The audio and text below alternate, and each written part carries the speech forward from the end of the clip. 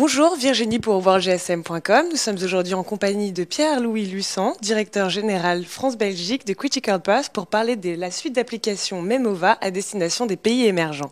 Bonjour. Bonjour. Alors est-ce que vous pouvez tout d'abord nous présenter un peu ce qu'est l'entreprise Critical Path?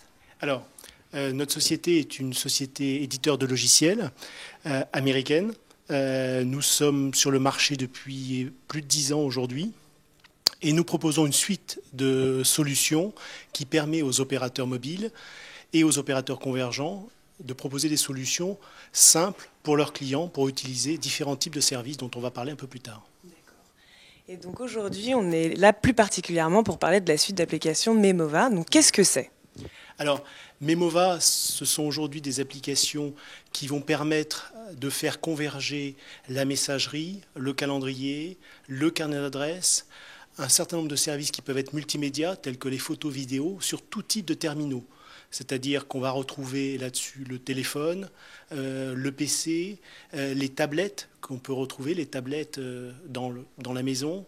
Et donc toujours avec des solutions extrêmement simples pour les clients des opérateurs et compatibles avec la plupart des terminaux du marché. Et donc aujourd'hui, en fait, vous visez plus particulièrement les pays émergents. Donc pourquoi ? Alors pourquoi on a cette optique vis-à-vis des pays émergents? C'est qu'on a déjà développé cette offre pour beaucoup de pays en Europe, aux États-Unis, et on s'est rendu compte que notre offre, parce qu'elle est capable de couvrir des terminaux très larges, va intéresser et intéresse dès à présent beaucoup de pays émergents pour qui la mobilité est un vrai sujet. Aujourd'hui, ils ont des terminaux très divers pour leurs utilisateurs et ils veulent offrir des services rapidement exploitables sur tout type de terminaux. Et donc justement, comment on fait pour s'adapter à ce type de marché ? Alors, comment on fait?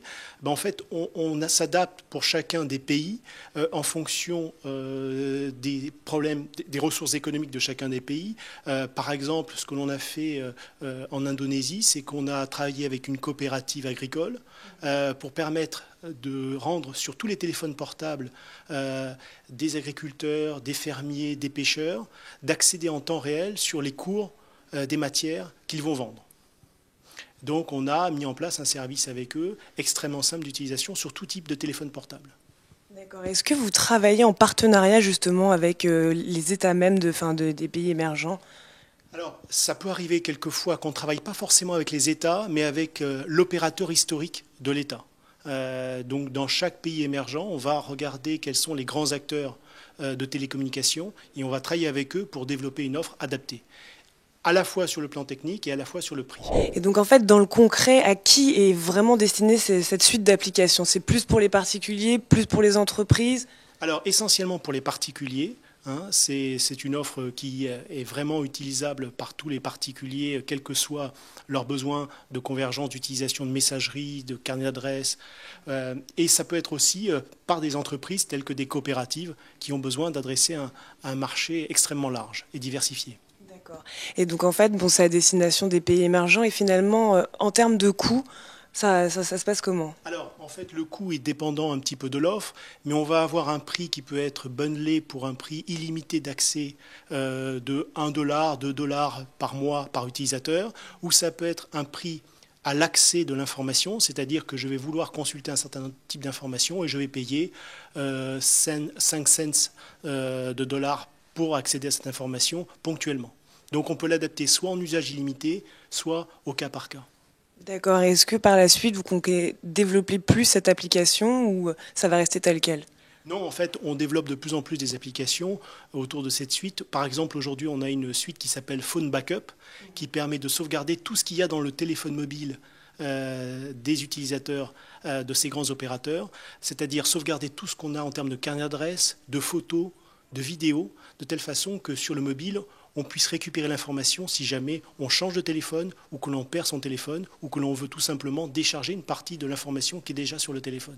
D'accord. Donc grâce à ça, en fait, on n'aura plus besoin de passer par son opérateur, de faire des pré-sauvegardes via son opérateur. Alors, ça va passer par l'opérateur. C'est une offre qui est vendue à l'opérateur, qui est complètement mise dans son système d'information et qui permet de la distribuer à tous les utilisateurs de cet opérateur. Et c'est complètement transparent, c'est-à-dire que l'utilisateur, en 2 clics, il va pouvoir sauvegarder tout ce qu'il y a sur son téléphone sans avoir à faire aucune manipulation.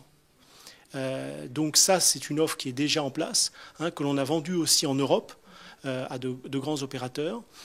Comme qui, par exemple? Alors aujourd'hui, on a des clients aujourd'hui en Europe tels que SFR, tels que Telecom Italia, tels que Telefonica, donc de très grands opérateurs, tels que O2 en Angleterre, qui utilisent nos solutions. On a aussi une offre qui permet de recevoir tous ses emails sur son téléphone, de façon extrêmement simple, sans avoir aucun client sur le téléphone. Donc par exemple, je reçois mes emails depuis Yahoo, depuis n'importe quel type de fournisseur Internet, sur mon téléphone. Et il suffit à partir de là de sélectionner les messages qui m'intéressent. Et je reçois sans spam tous mes messages sur mon téléphone. Et je peux y répondre et je peux les consulter.